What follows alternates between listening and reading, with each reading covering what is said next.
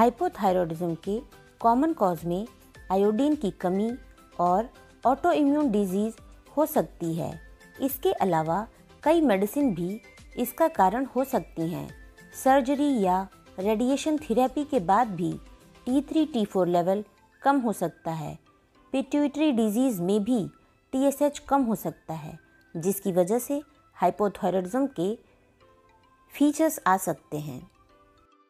T3 T4 TSH level की analysis में आप ये पता कर सकते हैं कि प्रॉब्लम पिट्यूटरी में है या थायराइड में है।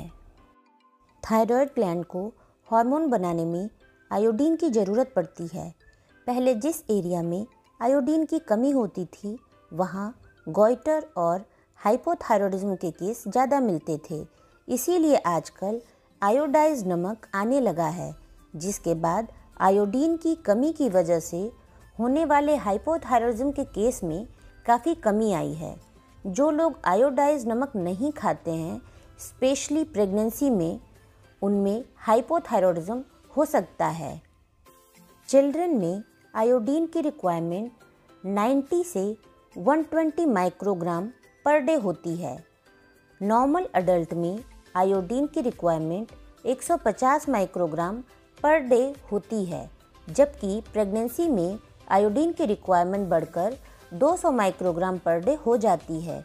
इसीलिए प्रेगनेंसी में खास ख्याल रखना चाहिए। अब बात करते हैं हाइपरथायरॉयडिज्म की, जिसमें T3 T4 का लेवल बढ़ा होता है। हाइपरथायरॉयडिज्म के कॉमन कॉज में Graves disease, toxic adenoma, drugs और TSH सिक्रीटिंग एडिनोमा हो सकता है।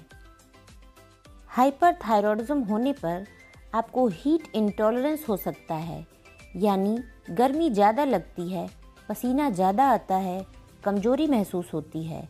सबसे इम्पॉर्टेंट नोट करने वाली बात यह है कि ऐसे लोगों में भूख अच्छी लगती है, पर उसके बाद भी वेट लॉस की कंप्लेन होती है। ये हाइपोथायरॉयडिज्म का अपोजिट है, जहां भूख कम लगने पर भी वजन बढ़ता है। इसके अलावा पैल्पिटेशन यानी घबराहट की परेशानी होती है। फीमेल्स में पीरियड्स डिस्टर्ब हो सकते हैं।